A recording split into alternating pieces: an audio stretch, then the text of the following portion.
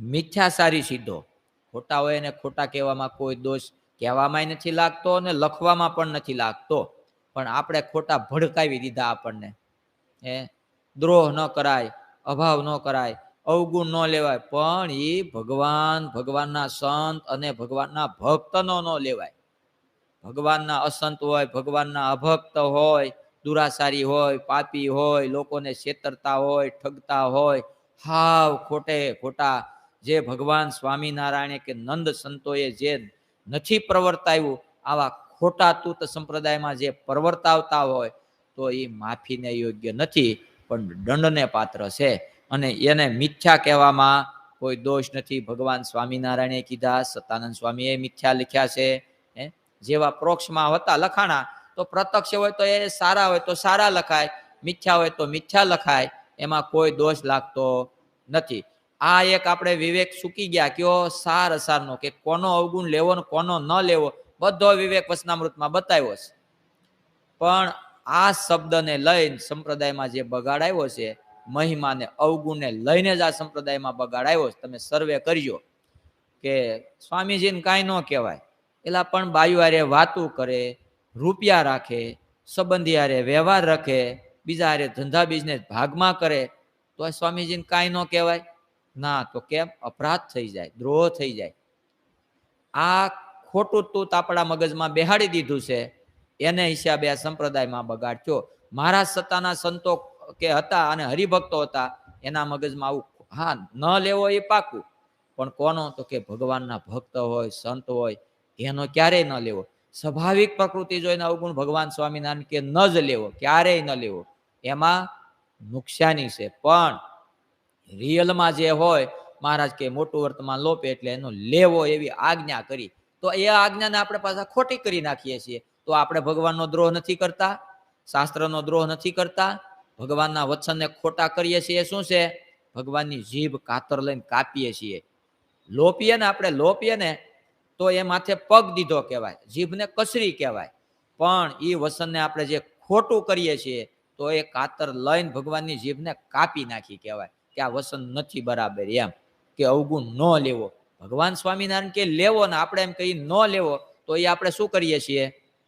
ભગવાનની જીભ કાપીએ છીએ કાતરે કરીને. શાસ્ત્રમાં જે ભાવમાં જે વસ્તુ વ્યતીત કરી હોય એ ભાવમાં જ કહેવી પડે, નહીતર આપણને પણ દોષ લાગે.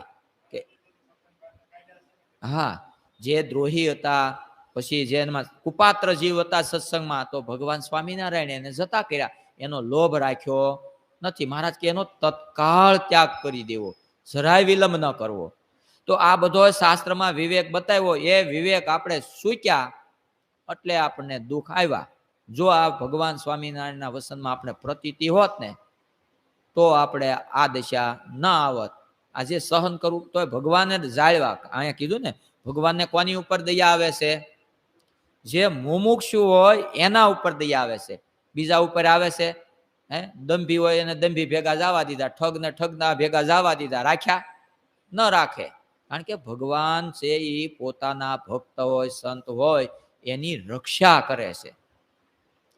ત્રણેય કાળમાં રક્ષા કરે છે. સુદર્શન ચક્ર મૂકી નથી કરતા, પણ કઈ રીતે કરે છે આ ફેરે રક્ષા? સુદર્શન ચક્ર મૂકીને પેલા ભક્તોની દેહથી રક્ષા કરતા હતા. તો કળયુગમાં સ્વામીની, ગોપાલ સ્વામીની વાતોમાં પ્રશ્ન જયરામ ભગત છે ને, કે પહેલાના યુગમાં ભગવાન છે ભક્તની રક્ષા સુદર્શન ચક્રથી કરતા, તો હવે કળયુગમાં કેમ નથી કરતા? કળયુગમાં ભગવાનમાં ફરક પડી ગયો કે ભગવાનના ભક્ત, કળયુગના ભક્તોમાં ફરક પડી ગયો?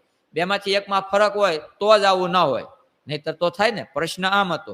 ત્યારે સ્વામીએ શું ઉત્તર કીધો કર્યો? આ તો કે પહેલા યુગમાં દેહની રક્ષા કરતા, અને આ કળયુગમાં પરમાત્મા ઇન્દ્રિયો, અંતકરણ, કુસંગ થકી રક્ષા કરે. એટલે તો વર્તમાન ધર્મ પડે, નહીતર વર્તમાન ધર્મ આ હળાહળ કળયુગની અંદર પડે નહીં. આ બધું જો જોવો ને તો આપણે નજરે દેખાય, બધું નજરે દેખાય. જે ભગવાન સ્વામિનારાયણના વસનને ખોટા કરીને જીભું કાપી નીકળી ગયા, તો આજે એના ધર્મની રક્ષા ભગવાન સ્વામિનારાયણ કરે છે, એના વર્તમાનની રક્ષા કરે છે. આપણે કોઈને આમાં ભમાવા, ગુંગળા કરવા એવી વાત નથી, પણ ભગવાને થોડીક બુદ્ધિ આપી હોય, થોડો વિવેક આપ્યો હોય, તો એનો ઉપયોગ કરવો આમાં. નકરો જગતના ઓલામાં વ્યવહાર કરવામાં લેવામાં દેવામાં જ વિવેક નહીં, બોલાવા સલાવામાં નકરો વિવેક નહીં. પણ જેના પાસેથી આપણે મોટો પંથ કાપવાનો બહુ મોટો રસ્તો, હા, અનાદિકાળથી ભટકતા આવી છે, એ માર્ગ હવે શોર્ટકટ કરવો છે, કાપવો છે, તો એના માટે થોડોક વિવેક વાપરવો અને વિવેક બુદ્ધિથી વિચારીને જોવું. આ નજરે નજર બધું દેખાય. તો આના ગોપાળન સ્વામીની વાતોમાં આ વાત પણ લખી છે. તો એનો વિચાર કરીને પછી તારણ કાઢીને સાર અસાર સમજીને પછી જો સમાગમ કરીએ તો આગળ વધાય, નહીતર આગળ વધાય નહીં.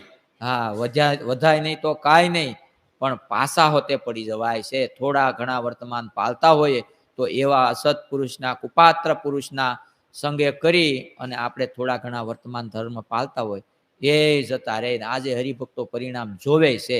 હમણાં તાજેતરના જે બનાવો બન્યા, હારે જ રહેનારા હતા, એક દિવસ કેમ વર્તમાન પાલતા અને હાલની પરિસ્થિતિમાં 50% આવી ગયા, પણ જાતા જતા પૂરેપૂરા ભ્રષ્ટ થશે. એનું કારણ સંગ દોષ, કુપાત્રનો સંગ છે. દિવસે દિવસે શબ્દો પડે અને ઢીલા હરિભક્તોને પાડી દે. શું કામ પાડી દે છે? કે આના વર્તન છે તો આપણને કાલ કહે, આપણામાં વર્તન નથી તો પેલા હરિભક્તોને વર્તનથી પાડો, એટલે હવ હરખા થઈ જાય.